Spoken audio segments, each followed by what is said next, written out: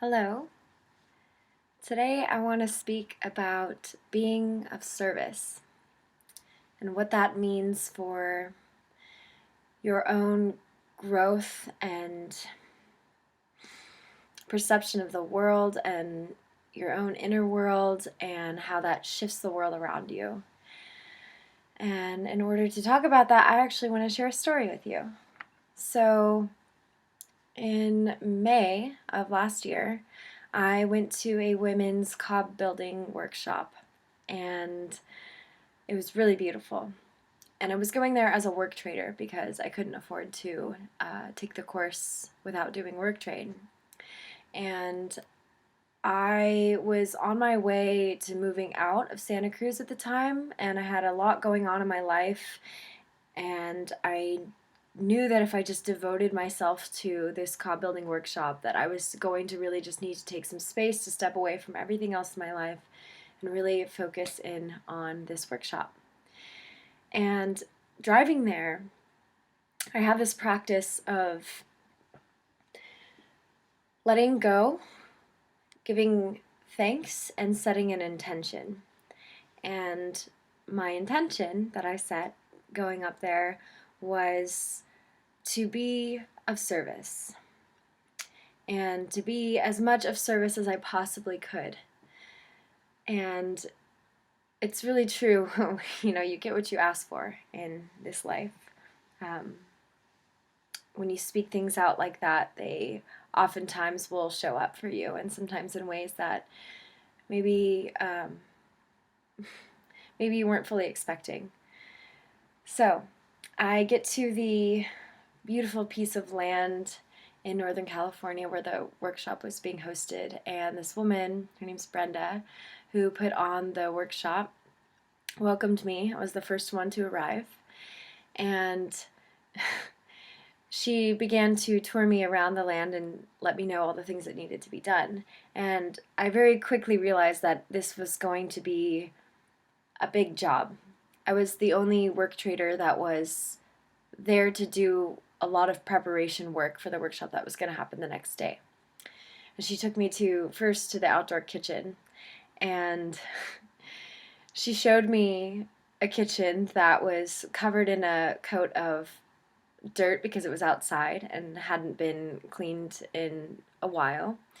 And there was an actual nest of hay with, I believe there was a chicken egg in there. There might not have been, but the chickens were definitely using it.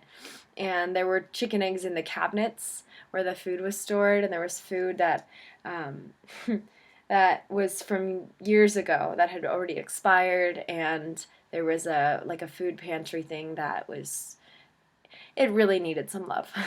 It really needed a lot of love. And instead of letting my body be filled with an emotion of, oh my gosh, how am I going to do this? I don't want to do this work, which is often a feeling that can come up when there's a really big task at hand, especially one that involves cleaning. But instead, I let my heart fill with love and acceptance of the task and gratitude that I was there, gratitude for the ability to be of service to Brenda and to the women who were going to be taking the workshop. And she said, okay, so here's the outdoor kitchen, and I also I have some other things in mind. And as we're walking around the property, she's pointing out, okay, maybe we can adjust that log and move it there to get some flow so people will know not to go over there, but they should go over there. And also the porch needs to be cleaned up. And oh, let me show you where we're going to be doing the actual cob building. And so she took me to this beautiful project that was, well, her vision was to be the old lady that lives in the shoe from that nursery rhyme. And there was a structure that was in the process of becoming a giant boot, and a lot of it was already there. And one of the walls that had been worked on in a previous workshop had collapsed because they put too much sand in the cob, and it crumbled when the rains came. And it was this massive pile of cob, and cob is heavy because cob is made of sand, clay, and straw, and it was huge. It was a huge pile, wheelbarrows full of cob, and she said she needed that pile cleared up before the workshop the next day. And I looked at it, and I remember feeling like, oh my gosh, okay, whew.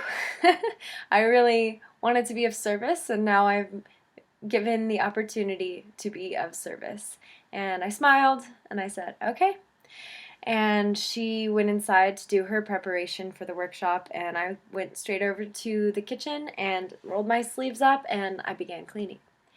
I scrubbed and removed hay from the sink and the cabinets, and I washed everything. There was so much. It took me, I think, probably like 6 or 7 hours just on the kitchen. Um, and I remember Brenda coming out and asking me if I wanted to take a break or have some food. She was so lovely. Brenda, if you're watching this, thank you for that workshop.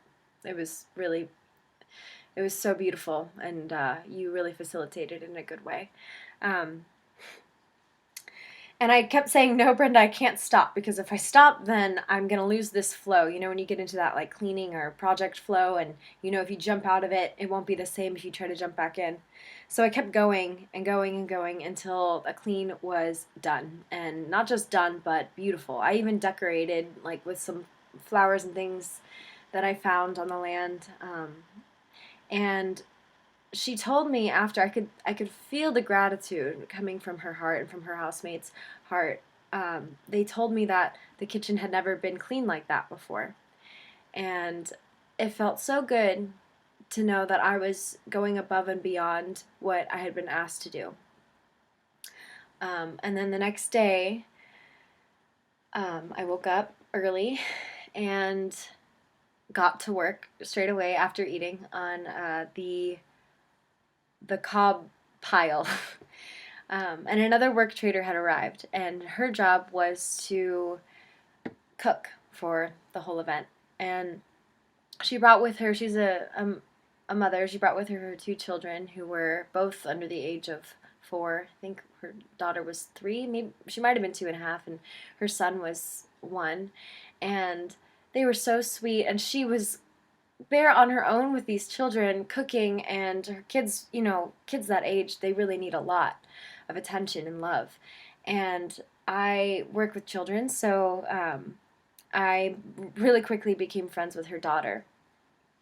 And this little girl followed me around and asked me if she could help with the cob. And instead of feeling like, oh no, that's too much to have a little girl with me, I thought, wow, another opportunity for being of service to another person while being of service to Brenda.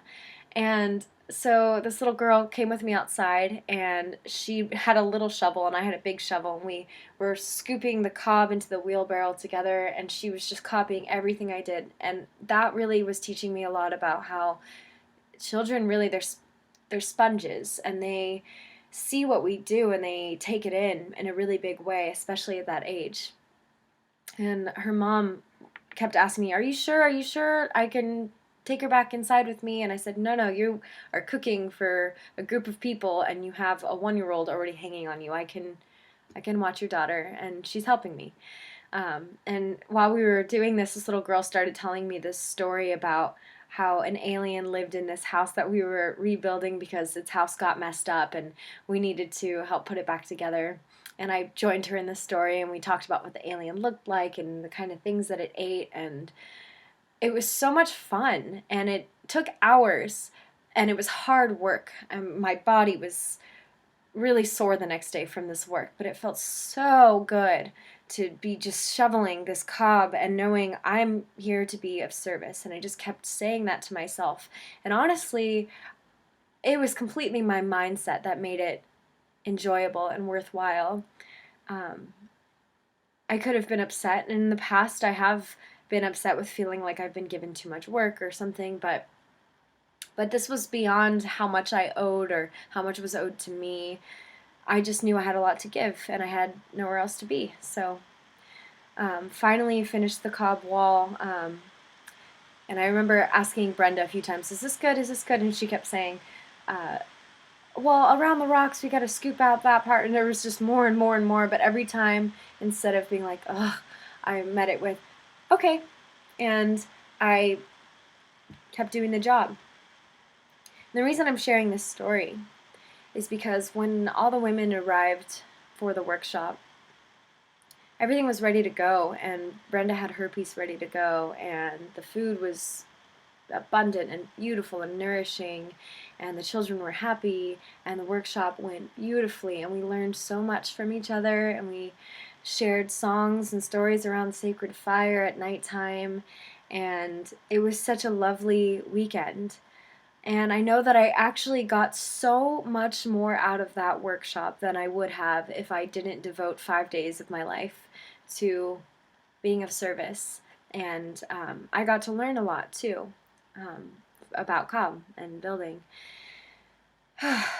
And so when we move through life, we have opportunities all the time to be of service to people. And we have opportunities also to be overwhelmed and annoyed and frustrated at people for asking too much of us. And I'm not saying that we shouldn't have clear boundaries with ourselves and with others about what is really too much and what we can do. But I really think, I know, that when we come in with a mindset of gratitude and love and an intention to be of service to others, so much beauty flows out from us. And so much comes from that, physically and emotionally and spiritually, and it's felt deeply by the people around us. And I just want to encourage each and every one of you to walk in this life in service.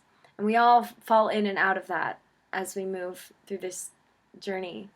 But today, my intention is to be of service to my family, and I'm living in LA, and I have a hard time living in LA.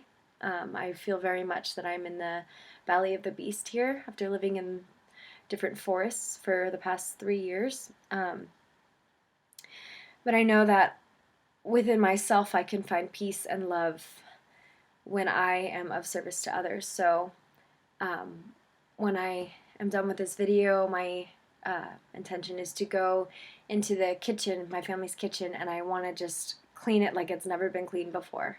I want to take everything out of the cabinets. I want to wash all the dishes. I want to throw out old food, and even at the end of it, if I still have enough time and energy, I would like to cook a meal for my family as well. So that's going to be my act of service for today, and I hope that you can find some way to be of service for someone in a significant way today, and or this week, or whenever you can do that. I love you all so much, and I hope this video was of service to you.